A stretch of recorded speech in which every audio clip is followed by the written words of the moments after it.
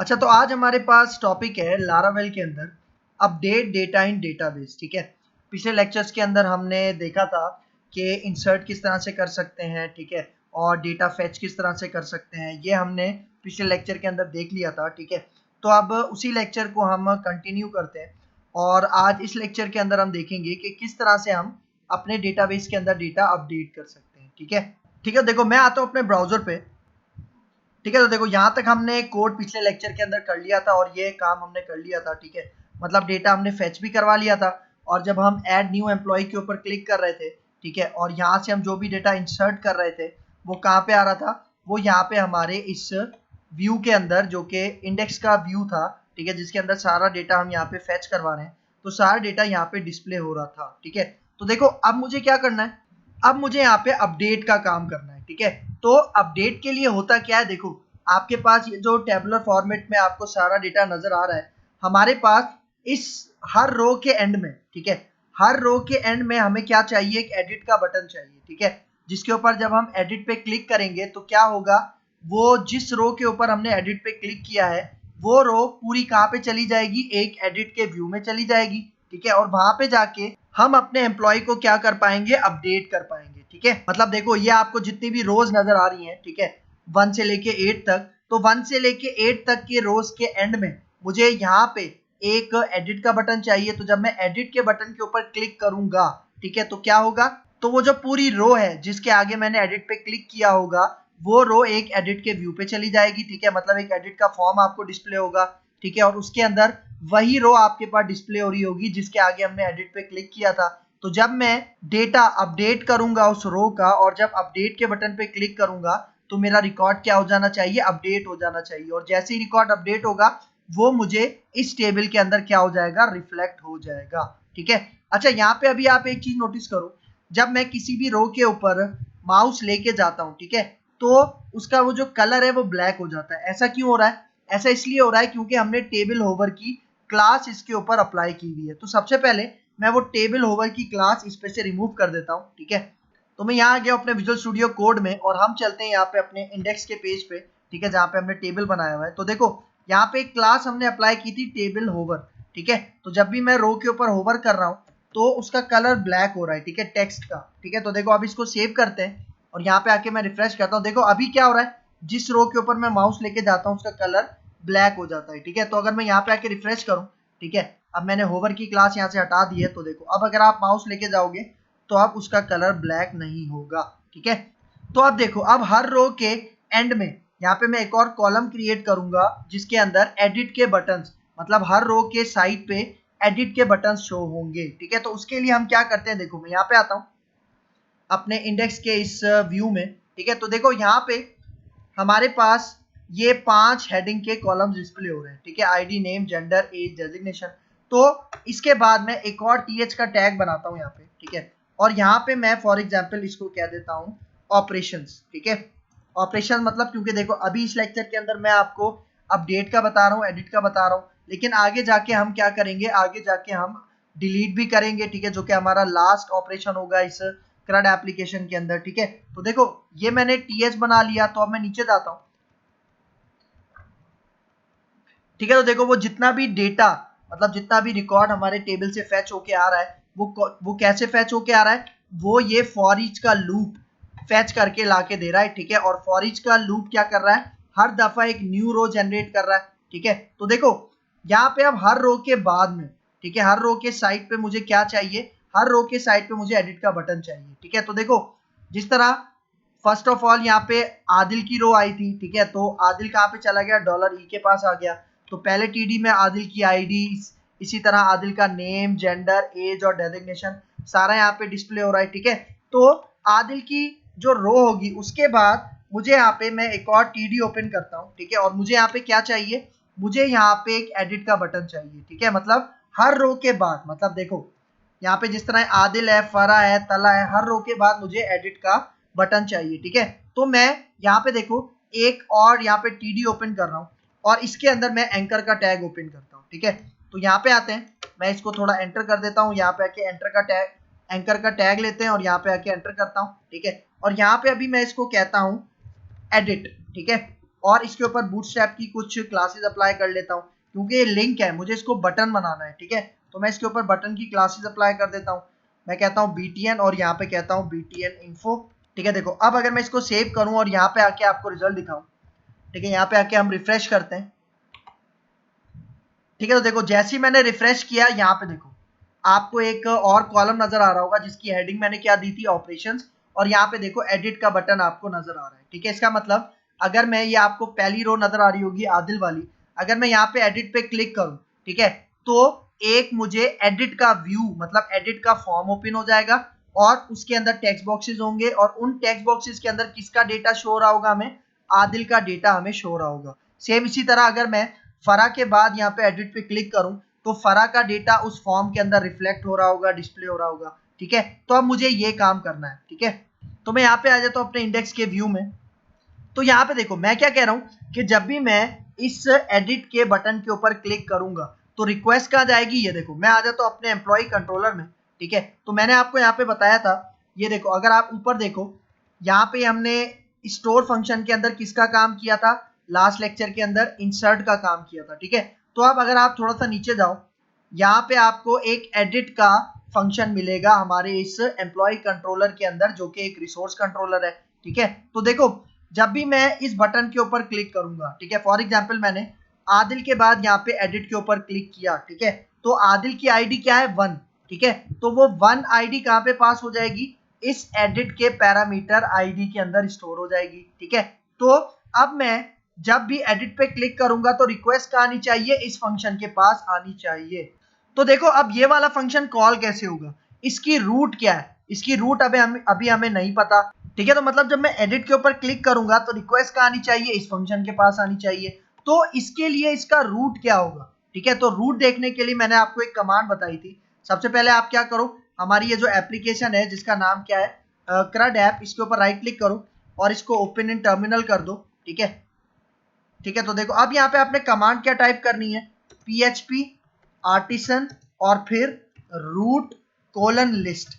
ये कमांड क्या करती है, ये कमांड आपको आपकी एप्लीकेशन की जितने भी रूट्स हैं, जितने भी रास्ते हैं, चाहे एडिट के हों, इंसर्ट के हों, इंडेक्स के हों, वो सारे आपको यहाँ पे डिस्प्ले करवाएगा, ठीक है। तो अभी मुझे यहाँ पे ये एडिट का रूट चेक करना है, इसलिए मैं ये वाली कमांड एंटर कर रहा हूँ। तो देखो यहाँ पे आके एंटर करते हैं, ठीक है। देखो यहाँ पे आके मैं इसको थोड़ा सा स्क्रॉल करके ऊपर लेके जाता हूँ, ठीक है। तो देखो अब यहाँ पे आपको ये नजर आ रहा होगा, ये देखो इसका रूट क्या है, रूट में पहले एम्प्लॉय टाइप होगा और उसके बाद उसकी आईडी टाइप होगी, ठीक है, और फिर क्या लिखा हुआ है, यहाँ पे एडिट लिखा हुआ है, ठीक है। इसका मतलब देखो मैं यहाँ पे आता हूँ अपने इंडेक्स के ऊपर, ठीक है, इंडेक्स जो मेरा पेज है जहाँ पे मैंने ये एंकर का ये जो बटन बनाया है एडिट, ठीक है। तो जब मैं इसके ऊपर क्लिक करूंगा तो रिक्वेस्ट कहाँ जाएगी, रिक्वेस्ट जाएगी हमारे पास एम्प्लॉय कंट्रोलर के अंदर, ये जो एडिट का मेथड है, ठीक है। तो देखो ये जो मेरे पास इंडेक्स का व्यू है, इसके अंदर ये जो एंकर का मेरे पास बटन है, ठीक है, इसके अंदर मैं href के अंदर पाथ किस तरह से दूंगा, देखो आपको यहाँ पे नीचे नजर आ रहा होगा, ठीक है। जब भी मैं एडिट के ऊपर क्लिक करूंगा तो हमें कहाँ पे लेके जाना है, एम्प्लॉय के अंदर एडिट के व्यू में लेके जाना है, ठीक है। तो मुझे यूआरएल में क्या पास करना पड़ेगा, देखो यूआरएल में सबसे पहले मैं पास करूंगा एम्प्लॉय, ठीक है, यहाँ पे मैंने क्या लिख दिया एम्प्लॉय, और देखो उसके बाद क्या है आईडी, ठीक है, मतलब वो आईडी जो कि मैं अपने एडिट के फंक्शन में पास करना चाह रहा हूँ, ठीक है। तो देखो आईडी हमें कहाँ से मिलेगी, यहाँ से मिलेगी, ठीक है। देखो ये आपको नजर आ रहा है, तो मैं इसको यहाँ से आईडी कॉपी कर लेता हूँ, ठीक है, और इसके बाद मैं यहाँ पे फॉरवर्ड स्लैश लगाता हूँ और देखो आईडी पास करने के लिए यहाँ पे मैं ब्लेड सिंटैक्स का ये कर्ली ब्रैकेट ऑन करता हूँ और ऑफ करता हूँ और यहाँ पे आके मैं ये आईडी पास कर देता हूँ, ठीक है। इसका मतलब जब मैं एडिट के ऊपर क्लिक करूंगा तो वो आईडी लेके जाएगा, ठीक है, और आईडी लेके कहाँ जाएगा, देखो पहले एम्प्लॉय लिखना है, एम्प्लॉय मैंने यहाँ पे लिख दिया, उसके बाद देखो यहाँ पे क्या पास करना है, हमें आईडी पास करनी है, तो देखो आईडी भी पास कर दी। उसके बाद कौन से एक्शन मेथड पे जाना है, एम्प्लॉय कंट्रोलर के एडिट में, ठीक है। तो देखो इसके बाद यहाँ पे मैं दोबारा एक फॉरवर्ड स्लैश लगाता हूँ और यहाँ पे मैं क्या पास कर देता हूँ, एडिट,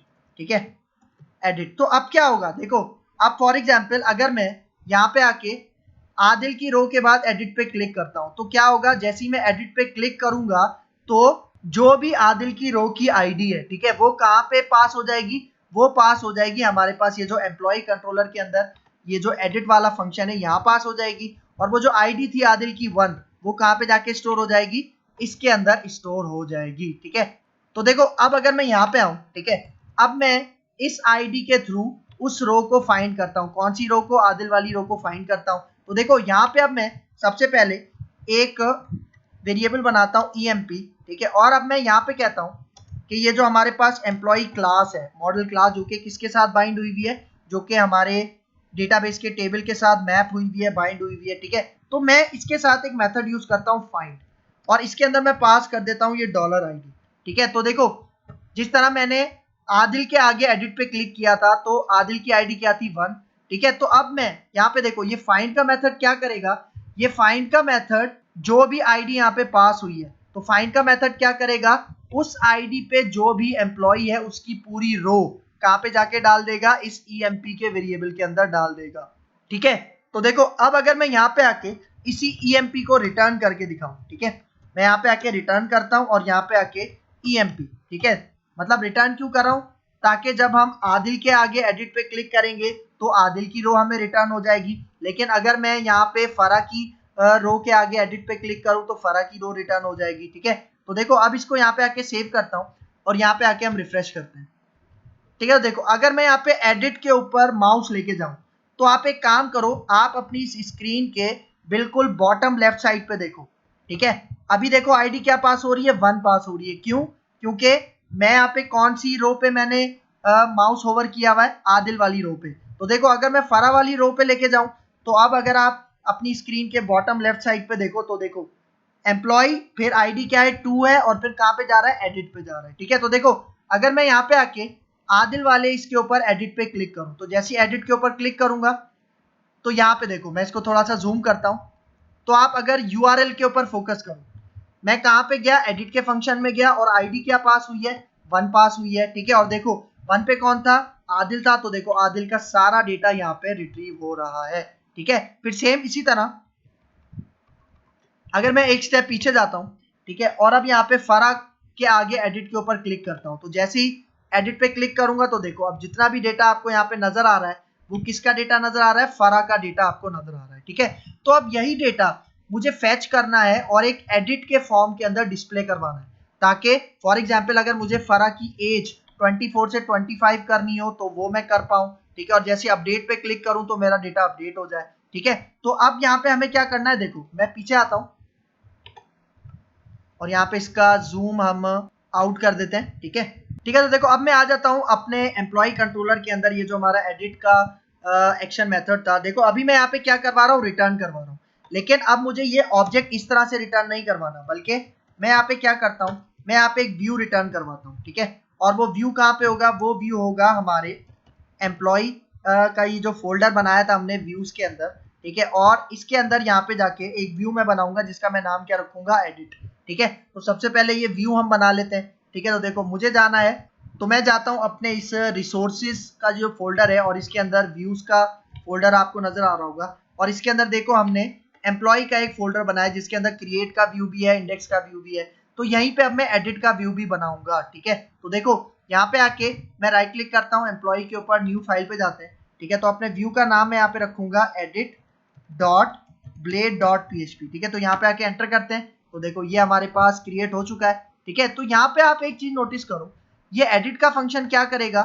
ये एडिट का फंक्शन समझ लो कि हमारी आईडी से रिलेटेड, ठीक है, हमारा व्यू, एडिट का व्यू रिटर्न करेगा। ठीक है, तो देखो अब एडिट पे मैं यहाँ पे आता हूँ और देखो यहाँ पे जितना भी डेटा है, ठीक है, वो मैं कॉपी कर लेता हूँ। ये जो क्रिएट का मेरे पास व्यू है, ठीक है, तो मैं अपने क्रिएट के व्यू में जाता हूँ। ठीक है, और ये जितना भी डेटा है, ठीक है, मैं यहाँ से इसको कॉपी कर लेता हूँ।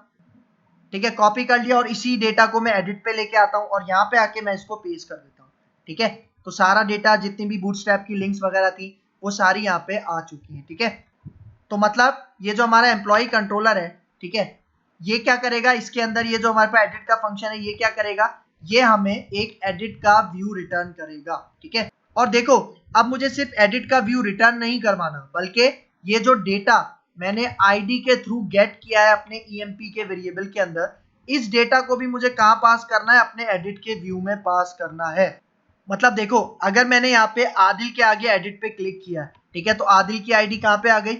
इस आईडी के पैरामीटर के अंदर आ गई। ठीक है, और अब उसी आईडी की मदद से मैं अपने एम्प्लॉय के अंदर फाइंड कर रहा हूँ, ठीक है, आदिल को, और आदिल की पूरी रो कहाँ पे जाके स्टोर हो जाएगी, ईएमपी के अंदर। और अब यही ईएमपी मुझे कहाँ पे पास करना है, अपने एडिट के व्यू में पास करना है, ठीक है। तो हमने कंट्रोलर से डेटा व्यू में पास करने की कुछ टेक्निक्स यूज की थी, ठीक है, जिसके अंदर हमने एक टेक्निक में एक मेथड पढ़ा था, जिस मेथड का क्या नाम था, विद, ठीक है। तो मैं यहाँ पे विद मेथड के अंदर आपको पता है दो चीजें आती हैं, पहले आते हैं आपकी की का नाम, ठीक है, और फिर उस की पे आपने कौन सा डेटा स्टोर करना है, ये $EMP वाला, ठीक है।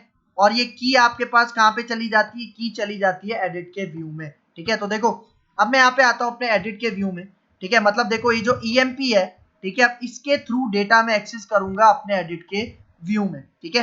तो देखो अब मैं एडिट में आ जाता हूँ यहाँ पे, तो देखो यहाँ पे आपके पास वो क्रिएट का डेटा हमने कॉपी किया था ना, तो आपको पता है कि क्रिएट का फॉर्म और एडिट का फॉर्म एक जैसा ही दिखेगा, ठीक है। तो मुझे यहाँ पे जस्ट कुछ चेंजिंग्स करनी है, ठीक है। चेंजिंग्स क्या करनी है, देखो सबसे पहले ये जो फॉर्म का ओपन टैग आपको नजर आ रहा होगा, ठीक है। तो देखो ये जो आपके पास फॉर्म है, ये फॉर्म होगा अपडेट के लिए, ठीक है। तो देखो अपडेट का फॉर्म पहचानने के लिए ये जो मेरा फॉर्म है, इसके ऊपर मैं यहाँ पे एक H1 का टैग ओपन करता हूँ, ठीक है, और यहाँ पे मैं एक हेडिंग इसको पास कर देता हूँ, और मैं कहता हूँ कि भाई ये अपडेट का फॉर्म है, ठीक है। और यहाँ पे आके मैं बूटस्ट्रैप की क्लासेस यूज कर लेता हूँ, ठीक है। एक क्लास है हमारे पास जंबोट्रॉन, ठीक है, जंबोट्रॉन की क्लास है, ठीक है। और उसके बाद मैं यहाँ पे आके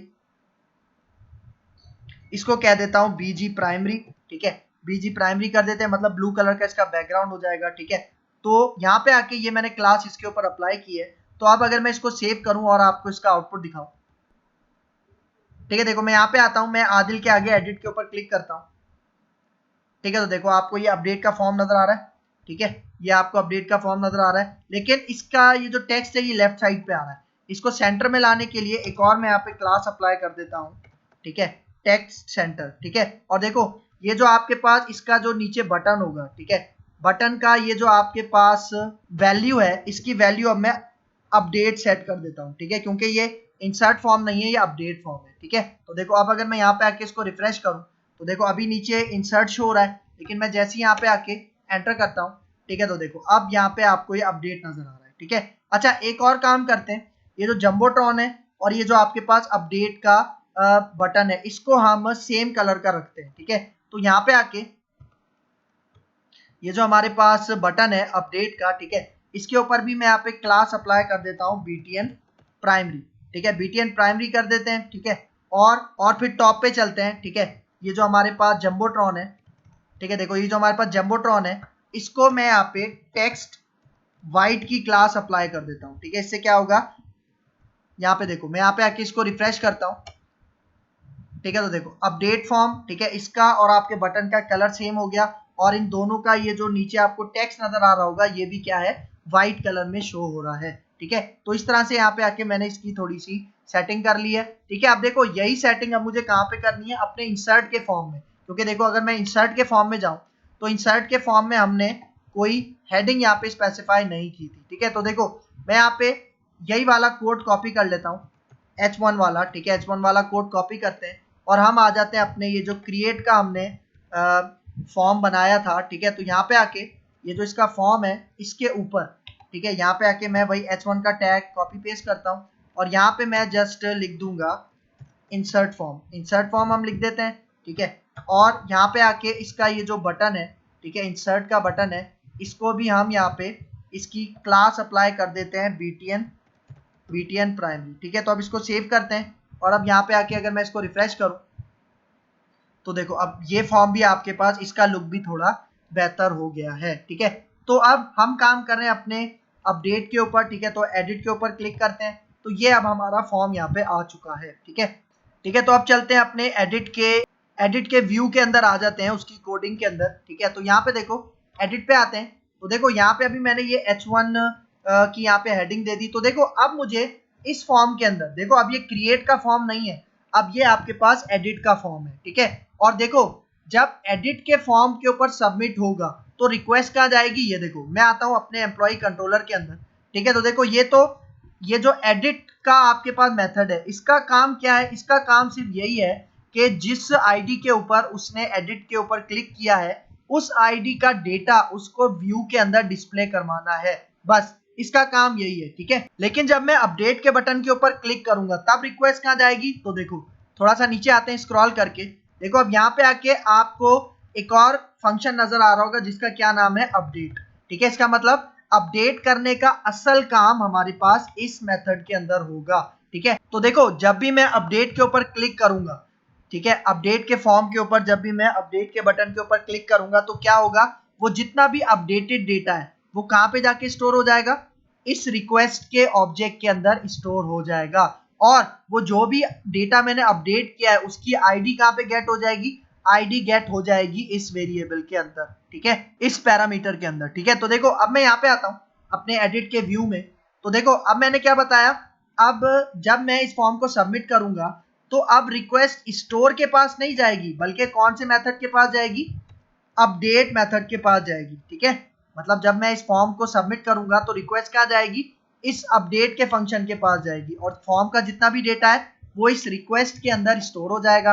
और अब देखो आपके पास ये जो अपडेट है ये दो पैरामीटर्स लेता है, एक तो फॉर्म का डेटा लेता है, ठीक है, और उस फॉर्म पे जो भी आप एम्प्लॉय को अपडेट कर रहे हो उसकी आईडी वो यहाँ पे गेट करेगा, ठीक है। तो यहाँ पे देखो मैं आता हूँ अपने एडिट के व्यू में और देखो ये जो आपके पास एडिट का व्यू है इसके अंदर डेटा कहाँ से आ रहा है, अगर मैं आपको यहाँ पे दिखाऊं, ये जो हमारे पास एडिट का व्यू था, ये जो मैंने आपको दिखाया था, ठीक है, मतलब जिस एम्प्लॉय को अपडेट करना है, ठीक है, तो उसको आईडी के थ्रू मैं फाइंड कर रहा था और ईएमपी के अंदर स्टोर कर रहा था और फिर वही एम्प्लॉय मैं कहाँ पे पास कर रहा था, एडिट में पास कर रहा था। इसका मतलब अगर मैंने आदिल पे क्लिक किया है तो आदिल की आईडी क्या है 1, तो आदिल का सारा डेटा मतलब पूरी रो, ठीक है, वो कहाँ पे फैच हो जाएगी, ईएमपी वेरिएबल के अंदर फैच हो जाएगी और इसी ईएमपी को मैं कहाँ पे पास कर रहा था, एडिट के व्यू में पास कर रहा था, ठीक है। तो देखो अब एडिट के अंदर जब मैं यहाँ पे अभी मैं क्या कह रहा हूँ, रिक्वेस्ट कहाँ जाएगी, अपडेट के पास, ठीक है, और जब अपडेट के पास रिक्वेस्ट जाएगी तो अपडेट का मेथड आपके पास आईडी भी एक्सेप्ट कर रहा था, अगर आप नीचे जाओ, ठीक है, तो देखो आईडी भी एक्सेप्ट कर रहा था, कौन सी आईडी, उस एम्प्लॉय की आईडी जिसको मैं अपडेट करना चाह रहा हूं, ठीक है। तो यहाँ पे देखो यहाँ पे ये जो एक्शन का मेथड है इसके पहले आर्ग्यूमेंट में मैंने पाथ डिफाइन कर दिया अपडेट मेथड का, उसके बाद मैं यहाँ पे कॉमा लगाता हूँ, ठीक है, उसके बाद यहाँ पे देखो एडिट के व्यू में कौन सा वेरिएबल मैं यहाँ पे भेज रहा था, ईएमपी का वेरिएबल मैं यहाँ पे भेज रहा था, ठीक है। तो ईएमपी वेरिएबल के अंदर जो भी उसकी आईडी होगी, ठीक है, वो भी मैं इस एक्शन के अंदर पास कर रहा हूं।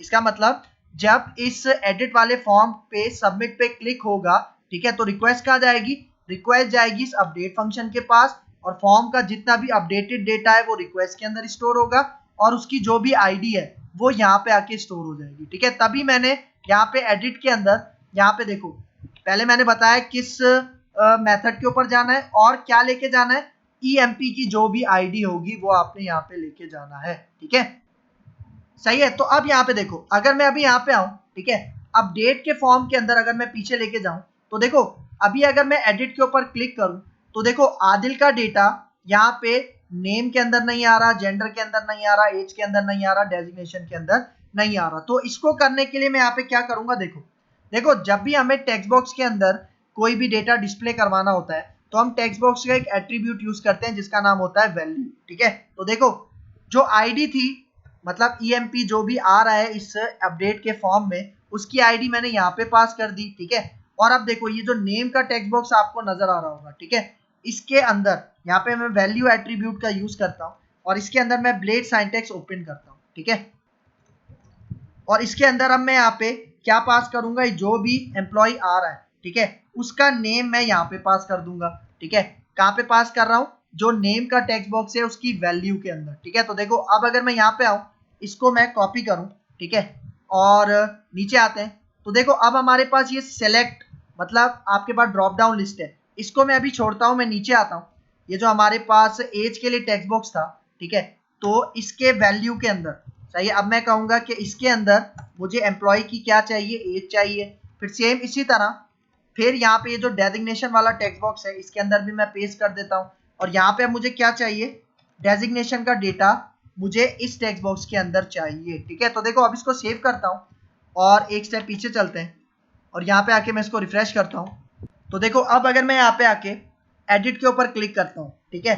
कौन सी रो के ऊपर क्लिक कर रहा हूँ मैं एडिट पे? आदिल वाली रो पे। तो जैसे ही एडिट पे क्लिक करता हूँ तो ये देखो आदिल का नाम आ रहा है, आदिल की एज आ रही है और आदिल का डेजिग्नेशन आ रहा है, ठीक है। अभी मैंने इसके ऊपर काम नहीं किया, ड्रॉप डाउन के ऊपर, इसके ऊपर अभी मैं काम करूंगा, ठीक है। देखो मैं पीछे जाता हूँ, मैं यहाँ पे फरा के पास एडिट के ऊपर क्लिक करता हूँ, तो देखो नेम क्या शो रहा है? फरा। फरा की एज क्या है? 24 और डेजिग्नेशन क्या शो रहा है? असिस्टेंट, ठीक है। तो अब अगर यही मुझे ड्रॉप डाउन लिस्ट में गेट करना हो तो क्या हो भाई? देखो मैं यहाँ पे कह रहा हूँ कि अगर मेरे इस अपडेट के फॉर्म में मेल आ रहा है तो यहाँ पे पहले से क्या चेक हो, मतलब पहले से क्या सिलेक्टेड हो? मेल सेलेक्टेड हो।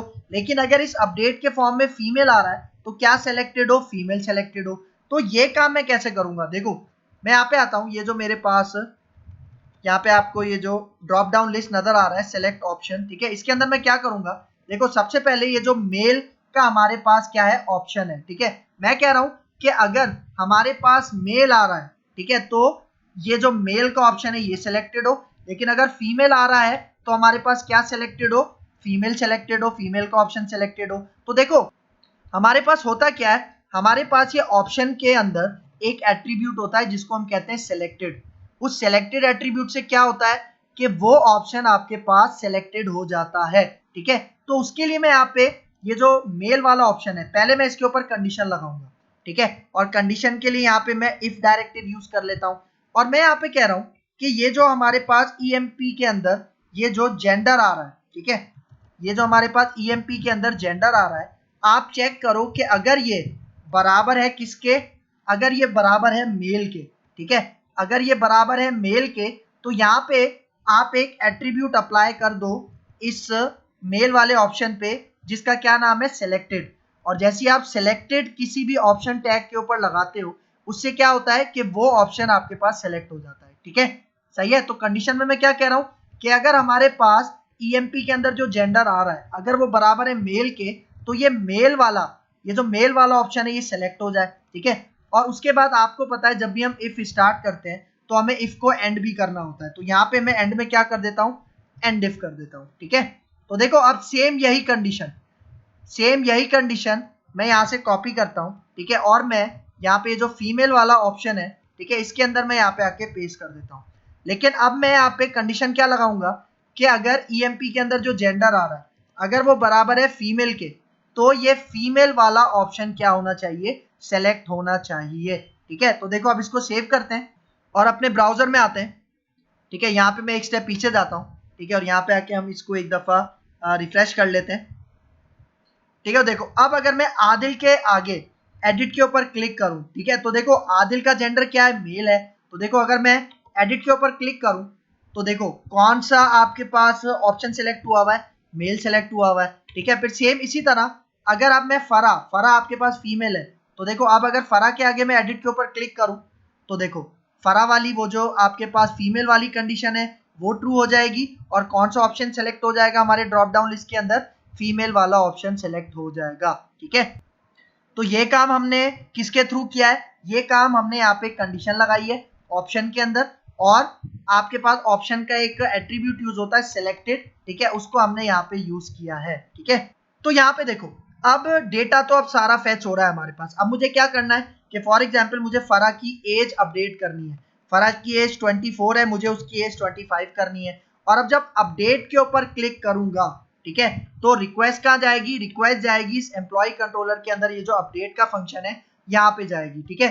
और जितना भी अपडेटेड डेटा है वो इस रिक्वेस्ट के अंदर स्टोर हो जाएगा। और फरा की जो भी आईडी थी, आईडी क्या थी? 2, वो 2 कहाँ पे जाके स्टोर हो जाएगा? इस आईडी के अंदर स्टोर हो जाएगा, ठीक है। ठीक है, लेकिन अगर मैं आपको यहाँ पे इसका रूट दिखाऊं, ठीक है, देखो हमने नीचे कमांड टाइप की हुई थी, अगर अब आपको मैं अपडेट का रूट दिखाऊं, ठीक है, तो यहाँ पे देखो मैं इसको थोड़ा सा स्क्रॉल करके ऊपर लेके जाता हूँ, ठीक है। तो आपने अपडेट के ऊपर फोकस करना है, ठीक है। देखो आपको यहाँ पे अपडेट नजर आ रहा है, ठीक है। मतलब जब भी आप अपडेट करोगे तो आपके पास यूआरएल में क्या टाइप होगा? एम्प्लॉय, और उसके बाद जो भी एम्प्लॉय की आईडी है, ठीक है, वो आपके पास इसके अंदर पास होगी। लेकिन अब आप एक चीज नोटिस करो, अब जब भी आप अपडेट करोगे तो आपके पास रिक्वेस्ट कौन सी होगी? पुट रिक्वेस्ट होगी या बैच? हम किसके ऊपर काम करेंगे? पुट रिक्वेस्ट के ऊपर काम करेंगे, ठीक है। आपको याद होगा जब हम डेटा इंसर्ट कर रहे थे, ठीक है, तो तब हम पोस्ट रिक्वेस्ट पे काम कर रहे थे, ठीक है। मतलब देखो अगर मैं स्क्रॉल करके ऊपर लेके जाऊं, अगर मैं आपको क्रिएट का दिखाऊं, ठीक है, ये देखो देखो जब हम डेटा स्टोर कर रहे थे, ठीक है, तो कौन सी रिक्वेस्ट काम कर रही थी, पोस्ट की रिक्वेस्ट काम कर रही थी, ठीक है। सेम इसी तरह अब अगर आप नीचे आओ, अब हमें अपडेट करना है, देख रहे हो, अब हमें अपडेट करना है, तो अपडेट के लिए कौन सी रिक्वेस्ट काम करेगी, पोस्ट रिक्वेस्ट काम नहीं करेगी बल्कि पुट रिक्वेस्ट काम करेगी, ठीक है। तो देखो ये जो हमारा एडिट का फॉर्म है, ठीक है, इसके अंदर अब हमें क्या काम करना है, देखो सबसे पहले यहाँ पे देखो, यहाँ पे आपके पास मेथड क्या अप्लाई हुआ हुआ है, पोस्ट अप्लाई हुआ हुआ है, लेकिन मैंने आपको क्या बताया, यहाँ पे आपने पुट अप्लाई करना है, ठीक है, क्योंकि जब भी आप अपडेट करोगे तो आपका जो मेथड है वो क्या होना चाहिए, पुट होना चाहिए, ठीक है, सही है। तो आपने यहाँ पे पुट अप्लाई कर लिया, तो अब अगर आप अपडेट करके देखोगे तो आपका डेटा अपडेट हो जाएगा। लेकिन अगर आपके पास इस तरह से अपडेट ना हो, ठीक है, तो आपने क्या करना है, तो देखो आप यहाँ पे मेथड वही पास कर दो, पोस्ट, ठीक है, लेकिन अब आप पुट रिक्वेस्ट कैसे यहाँ पे इंप्लीमेंट करोगे इस फॉर्म के ऊपर, देखो CSRF के नीचे आओ और यहाँ पे आप एक और डायरेक्टिव यूज करो मेथड की, और आप इसके अंदर क्या पास कर दो, इसके अंदर आप यहाँ पे पास कर दो PUT पुट, ठीक है, सही है। तो इसका मतलब ये फॉर्म आपके पास पुट रिक्वेस्ट के लिए काम करेगा,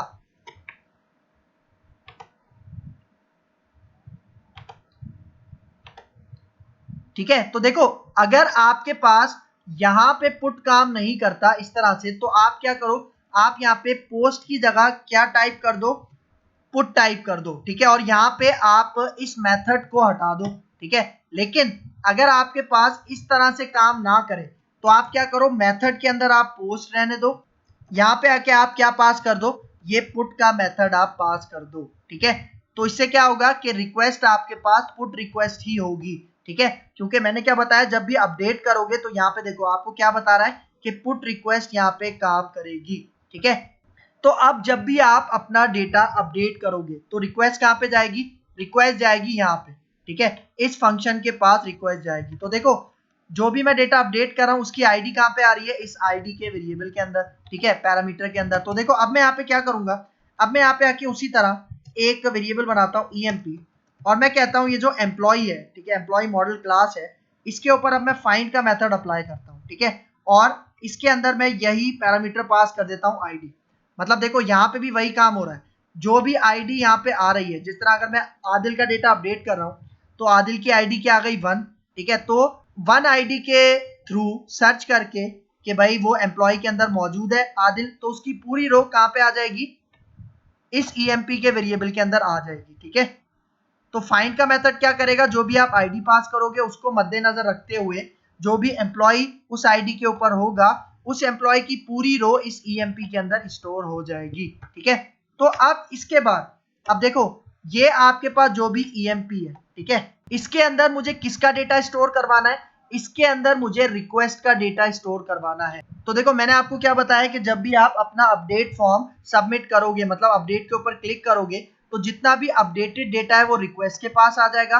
तो रिक्वेस्ट का जितना भी डेटा है वो मुझे कहाँ पे स्टोर करवाना है, इस EMP के अंदर जितने भी वेरिएबल्स हैं उसके अंदर स्टोर करवाना है, ठीक है। तो देखो मैं यहाँ पे क्या कहता हूँ, मैं यहाँ पे कहता हूँ $EMP, और इसके अंदर मैं यहाँ पे कहता हूँ ये जो हमारे पास पहला डेटा क्या था, नेम के लिए, ठीक है। तो EMP के अंदर जो नेम है उसके अंदर डेटा कहाँ से आएगा, उसके अंदर डेटा आएगा इस रिक्वेस्ट से, ठीक है, और रिक्वेस्ट के अंदर हम इनपुट का मेथड यूज करेंगे, ठीक है, और यहाँ पे आके वो जो मेरा नेम का टेक्स्ट बॉक्स था उसका नेम क्या सेट किया था हमने, नेम, ठीक है। तो मतलब जो भी अपडेटेड डेटा आ रहा है रिक्वेस्ट के पास उसके अंदर से मैं नेम ले रहा हूँ और कहाँ पे स्टोर करवा रहा हूँ, नेम के इस वेरिएबल के अंदर स्टोर करवा रहा हूँ। तो अब इसी लाइन को हम कॉपी करते हैं, यहाँ पे आके इसको पेस्ट करते हैं, ठीक है, 4 है तो 4 दफा इसको पेस्ट कर देते हैं, ठीक है। तो यहाँ पे पहले नेम है, ठीक है, फिर जेंडर है, ठीक है, फिर उसके बाद एज है, ठीक है, और फिर उसके बाद लास्ट में आपके पास क्या है, डेजिग्नेशन, ठीक है। और अब यहाँ पे भी आके चेंज कर देते हैं कि जो जेंडर का अपडेटेड डेटा है वो जेंडर के वेरिएबल के अंदर स्टोर होना चाहिए, एज का जो भी डेटा है वो एज के अंदर स्टोर होना चाहिए, और डेजिग्नेशन का जो भी डेटा है वो डेजिग्नेशन के अंदर स्टोर होना चाहिए, ठीक है। तो देखो अब अगर मैं यहाँ पे आऊँ, अब यहाँ पे आके देखो अब अपडेट के लिए कोई नया मेथड नहीं है, ठीक है। अपडेट करने के लिए भी हम वही मेथड यूज करेंगे जो हम इंसर्ट करने के लिए यूज कर रहे थे, और वो कौन सा मेथड था हमारे पास, सेव का मेथड, ठीक है, सही है। मतलब अब जो भी अपडेटेड डेटा रिक्वेस्ट के पास आ रहा है, ठीक है, वो सारा अपडेटेड डेटा मैं कहाँ पे स्टोर करवा रहा हूँ, इस ईएमपी के ऑब्जेक्ट के अंदर स्टोर करवा रहा हूँ, और उसको मैं दोबारा से क्या करवा रहा हूँ, सेव करवा रहा हूँ, ठीक है।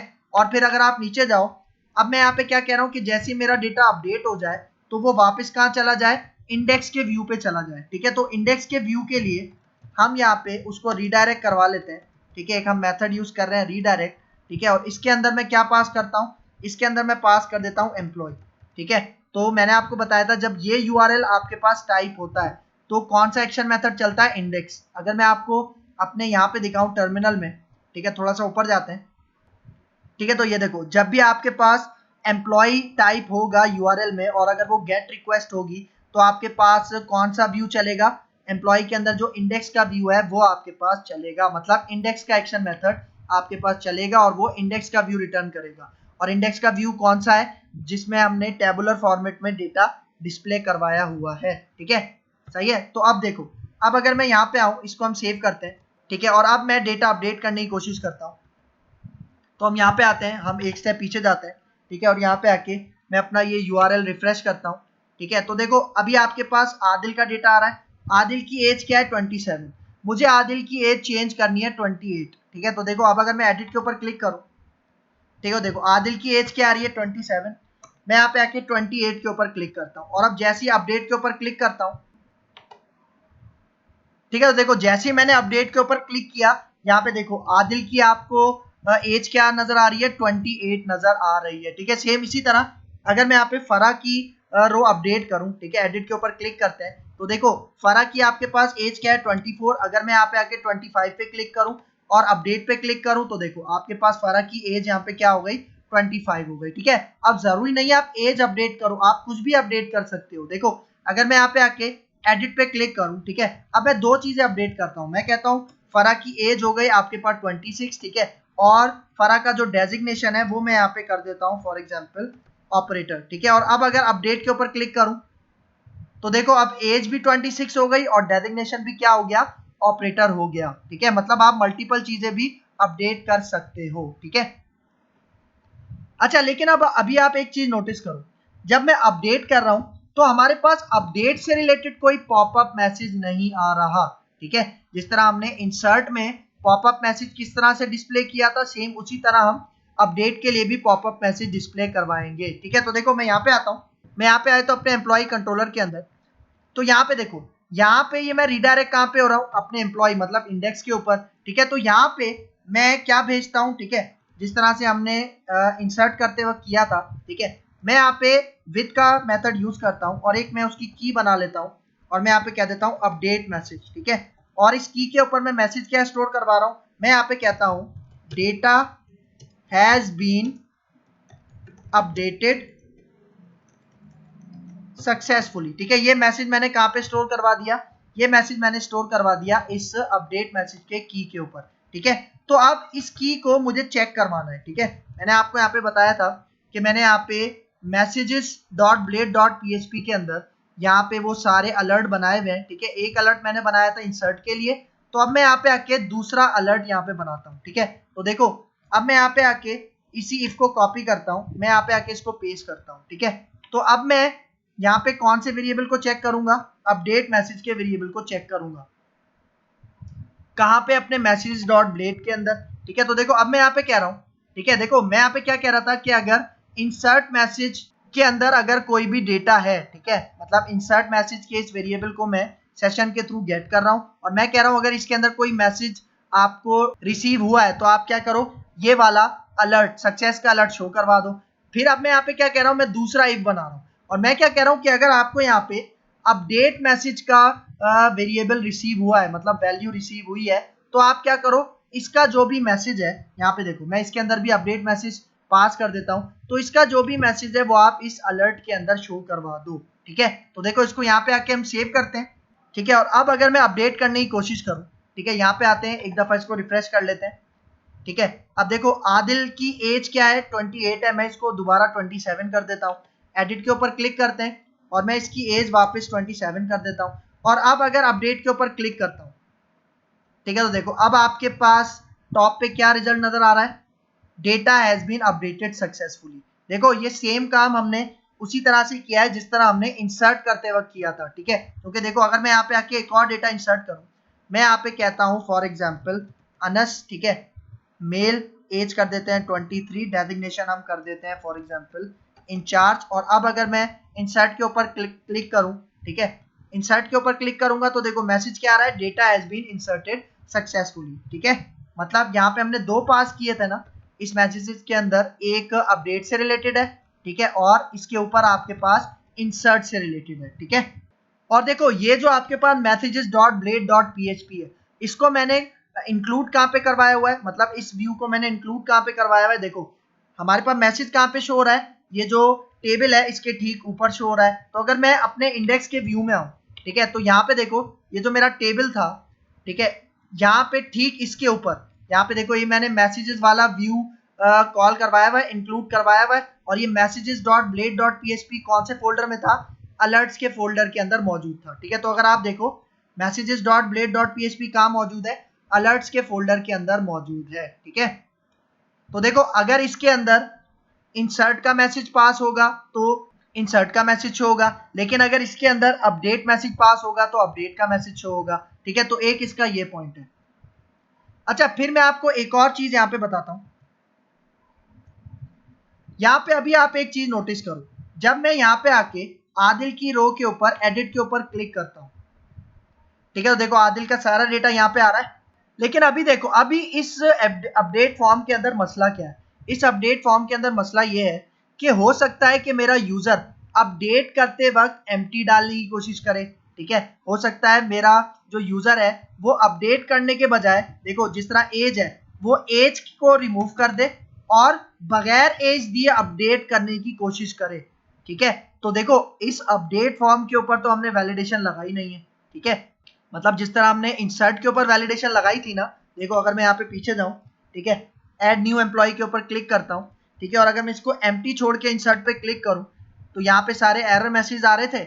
लेकिन ऐसा काम हमने कहाँ पे नहीं किया, ऐसा काम हमने अभी ये जो एडिट था, ठीक है, एडिट के ऊपर क्लिक करते हैं, यहाँ पे हमने ऐसा काम नहीं किया, ठीक है। तो ये काम करने के लिए हम क्या करते हैं, देखो वो जो वैलिडेशन का काम किया था वो अगर मैं क्रिएट पे आ जाऊँ, ठीक है, हम यहाँ पे आते हैं अपने एम्प्लॉय कंट्रोलर के अंदर और यहाँ पे वो जो हमारे पास क्रिएट के फंक्शन के अंदर हमने काम किया था, ठीक है। देखो क्रिएट के फंक्शन के अंदर हमने ये काम किया था, ये आपको नजर आ रहा होगा, मैं इसको थोड़ा सा नीचे कर देता हूँ, ठीक है। देखो जब मैं इंसर्ट कर रहा था डेटा तो सारा डेटा कहाँ पे आ रहा था, रिक्वेस्ट के ऑब्जेक्ट के अंदर आके स्टोर हो रहा था। और फिर उस रिक्वेस्ट के ऑब्जेक्ट के थ्रू उसके अंदर जितना भी डेटा है, नेम का डेटा है, जेंडर, एज, उनके ऊपर मैं रिक्वायर्ड लगा रहा था, ठीक है। अब यही सेम काम मुझे अपडेट में भी करना है, तो मैं इस लाइन ऑफ कोड को यहाँ से कॉपी करता हूँ, ठीक है, और एडिट में आता हूँ, ठीक है। मतलब ये जो हमारे पास एडिट का एक्शन मेथड है अपडेट वाला, ठीक है, मैं यहाँ पे आता हूँ तो देखो सेव करवाने से पहले मैं यहाँ पे ये वाला कोड पेस्ट कर देता हूँ, ठीक है, सही है। क्योंकि हो सकता है कि वो क्या करे, वो नेम के अंदर एम्प्टी भेज के अपडेट करने की कोशिश करे, तो वो हमें इसको अलाउड नहीं करना, ठीक है। तो देखो अब अगर मैं यहाँ पे आके सेव करूँ, ठीक है, और अब अगर मैं यहाँ पे आके बैक जाता हूँ, ठीक है, और एक दफा इसको रिफ्रेश करते हैं और देखो अब अगर मैं अब यहाँ पे तला की रो पे एडिट करते हैं, ठीक है, एडिट पे क्लिक करते हैं तो देखो अब अगर मैं तला की ये जो एज है ये मैं यहाँ से हटा दूं, ठीक है, और ये जो उसका डेजिग्नेशन है ये भी मैं यहाँ से हटा दूं, और अब अगर मैं अपडेट करने की कोशिश करूं तो देखो अब आपको मैसेज शो करवा रहा था वो, ठीक है, और जैसे रिफ्रेश हुआ डेटा वो वापस ले आया, ठीक है। लेकिन आप अगर इसको एम्प्टी छोड़ के अपडेट करने की कोशिश करोगे तो यह आपको अपडेट नहीं करने देगा, सही है। तो ये इसका एक बहुत बड़ा एडवांटेज है जिसका आपने ख्याल रखना है, ठीक है।